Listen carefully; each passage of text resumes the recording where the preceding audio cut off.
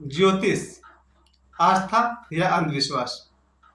आज डॉक्टर नारायण दत्त श्रीमाली जी का जन्मदिन है। 21 अप्रैल को उनका जन्म हुआ था। साल 1936 या 37 रहा होगा। देखा जाए तो भारत के या संभवतः विश्व के सबसे बड़े अगर कोई ज्योतिषी हैं या थे तो डॉक्टर नारायण दत्त श्रीमाली, जिनका संन्यास नाम निखिलेश्वरानंद जी था। इसके अलावा दूसरा नाम है कीरो। पश्चिम का अगर वेस्टर्न अगर कोई एस्ट्रोलॉजर ज्योतिषी का नाम आता है तो कीरो का नाम आता है।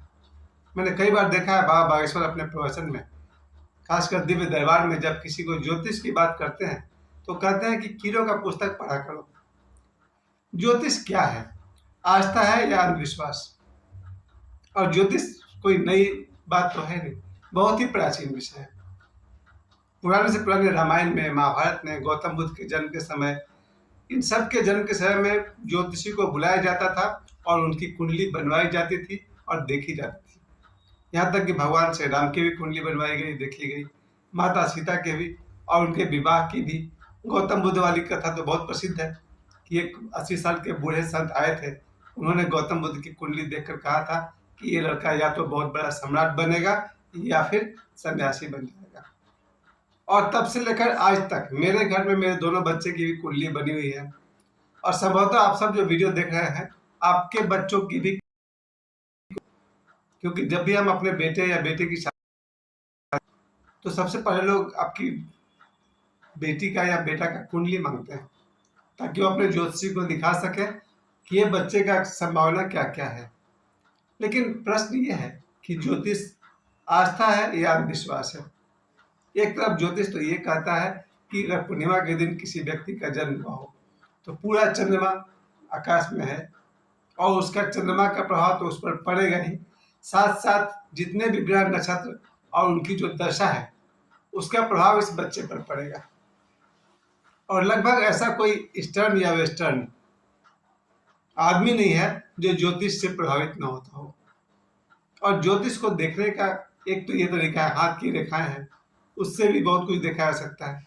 फिर ललाट पर रेखाएं होती है, उनसे भी लोग देखते हैं। कुछ लोग पैर के तलवे के पास जो है उससे भी देख लेते हैं। और पूरे शरीर की बनावट से भी ज्योतिष का अनुमान लगाया जा सकता है। इसे सामुद्रिक ज्योतिष कहते हैं।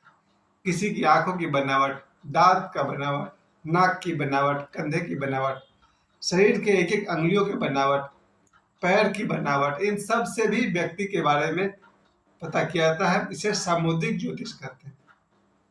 और लगभग खास करके भारत के, विदेशियों को शायद पता हो या ना हो, भारत का हर व्यक्ति ज्योतिष से प्रभावित है, या फिर कुछ लोग हैं जो ज्योतिष को सिर्फ अंधविश्वास मानते हैं। मेरा अपना जो अनुभव है उसको मैं देख के, और मेरा ज्योतिष से इतना लगाव है कि आज डॉक्टर नारायण दत्त श्रीमाली जी, जिनका ये जन्मदिन है, उनके ग्रंथ से, उनकी जो किताब है उसको तो मैंने पढ़ा ही। कीड़ों का बुक अभी भी मेरे पास यहीं कहीं रखा हुआ है, उसको मैं बहुत पहले पढ़ चुका हूँ। और मैंने ज्योतिष पर बहुत बहुत अध्ययन किया, बहुत मेहनत किया, और यही समझ में आया कि सूर्य, चंद्रमा, सूर्य ग्रहण, अमावस्या, एकादशी, इन सब का बच्चे के जन्म पर प्रभाव पड़ता है। मैंने जो अपना, जहाँ तक मैं रिसर्च किया, अगर किसी बच्चे का जन्म पूर्णिमा के दिन हुआ है, खासकर आपने देखा होगा जितना सारा कबीर जयंती हो, बुद्ध जयंती हो, रविदास जी की जयंती हो, हनुमान जी की हो, अधिकांश जो जयंती है, अवतरण दिवस है, वो पूर्णिमा का है। तो ऐसा लगता है जैसे पूर्णिमा के दिन जन्म लेने वाले बच्चे आसानी से मोक्ष को प्राप्त कर लेते हैं, ऐसा लगता है। इसके अलावा और भी ग्रहों की दशा देखी जाती होगी जरूर। उसी तरह से पूर्णिमा का ठीक उल्टा है अमावस्या। अमावस्या के दिन जो बच्चे जन्म लेते हैं वो एक तरह से अंधेरे में जन्म लेते हैं। मेरा अपना जो जन्मदिन है 3 मार्च 1973, ये अमावस्या का है, वो भी रात का जन्म है। अब रात को जन्म लेने का मतलब कि सूर्य तो वैसे ही नहीं दिख रहा है, चंद्रमा है ही नहीं क्योंकि अमावस्या है। तो मेरे जीवन में सूर्य और चंद्रमा दोनों ग्रह मेरे कमजोर हो गए। अगर 9 ग्रह की बात करें रात में, तो सूर्य और चंद्रमा दो तो मेरे ऐसे ही कमजोर हो गए, क्योंकि अमावस्या को जन्म हुआ तो चंद्रमा कमजोर हो गया। सूर्य था ही नहीं क्योंकि मैंने रात को जन्म लिया हुआ है। खैर, इसके अलावा जो मेरी बेटी है उसका भी वही है, 30 अगस्त 2008, वो भी अमावस्या की है। खैर, इसके अलावा और भी मेरे एक और प्रियजन है, उनका भी जो जन्म है वो भी अमावस्या का है। मुझे अब तक ये समझ में आया और जो हमसे पहले लोगों ने काम किया कि अमावस्या के दिन जिन बच्चों का जन्म होता है उनका संघर्ष बढ़ जाता है। उनमें से अगर किसी का जन्म रात को हो तो जीवन के कई साल संघर्ष में बीत जाते हैं। किसी का जन्म अगर दिन में हो तो सूर्य मौजूद है तो उसके जीवन में सुख सुविधा थोड़ी मिल जाती है। इसके अलावा 9 ग्रह है, 27 नक्षत्र है, दिन है, बहुत सारी चीज़ों को देख करके कैलकुलेशन किया जाता है। और जैसे मेरे बहुत ही प्रिय है सुरेश श्रीमाली जी, उनके ज्योतिष से मैं बहुत बहुत प्रभावित हूँ।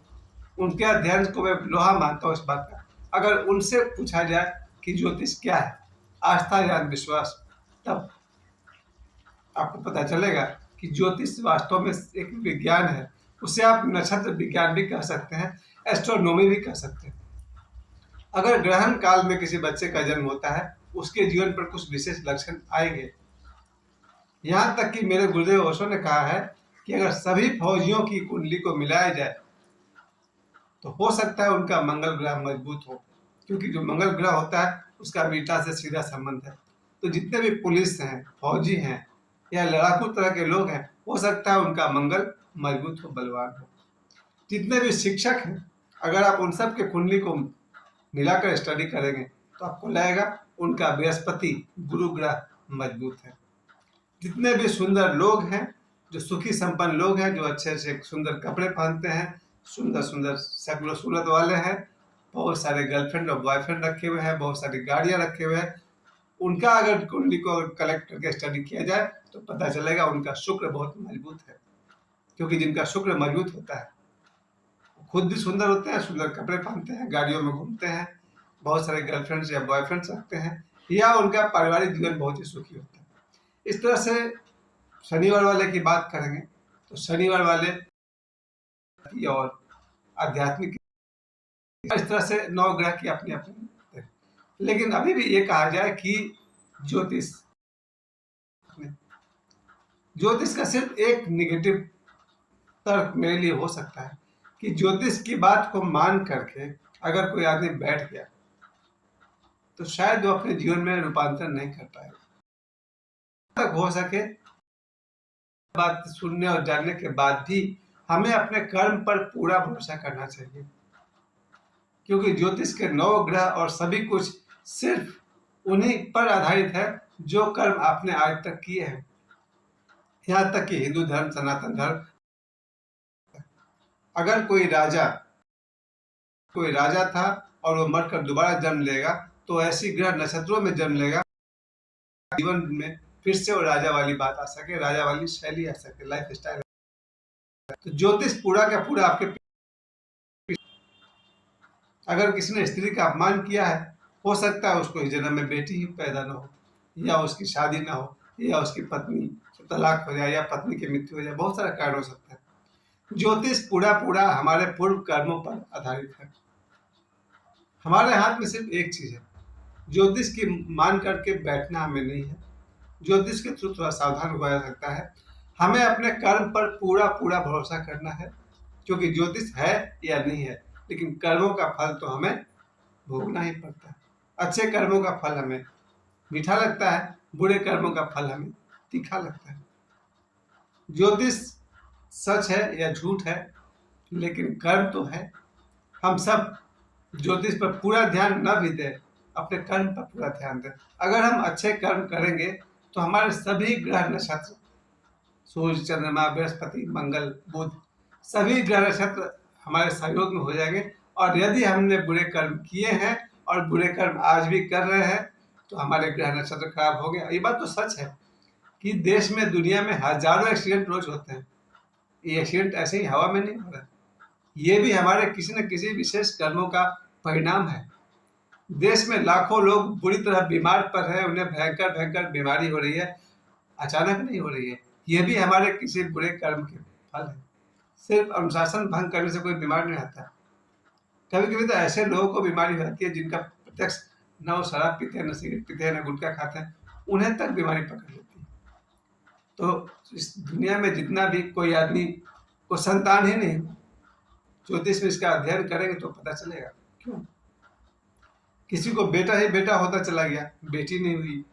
किसी को बेटी ही बेटी होते चली गई, बेटा नहीं हुआ।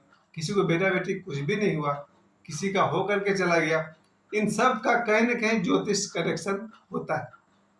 लेकिन छोटी मुंह बड़ी बात, मेरा भी यही प्रश्न है कि ज्योतिष आस्था या अंधविश्वास। धन्यवाद।